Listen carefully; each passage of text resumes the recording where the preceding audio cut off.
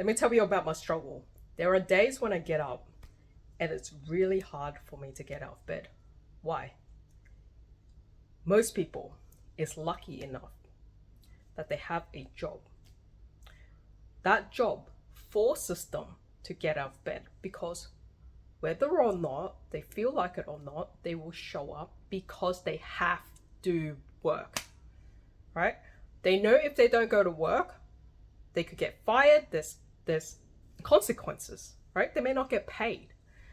So this pain of not getting paid and getting fired is what keeps them disciplined to get out of bed every day.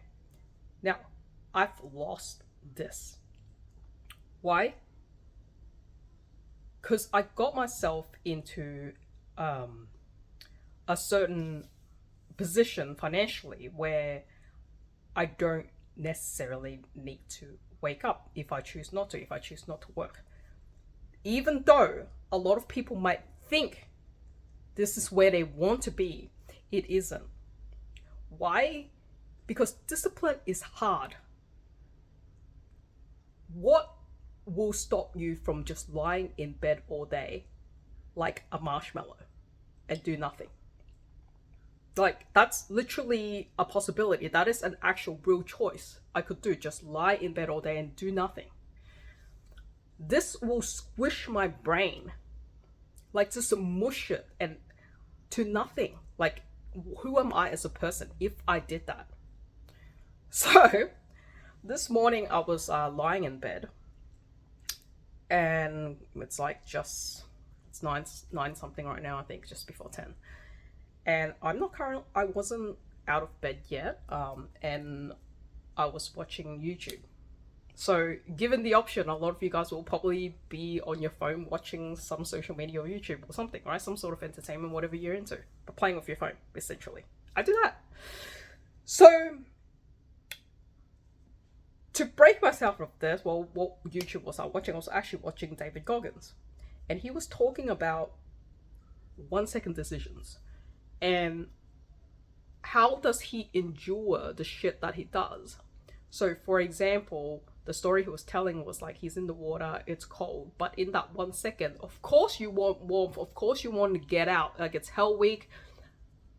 But how do you beat that 1 second? Of course you would rather be lying in bed with your missus, right? So he was like, yeah, we all want those comfortable things, but that's not where growth is. So how do you get through this 1 second and stay in water so that you remember what you were there for, what you were fighting for?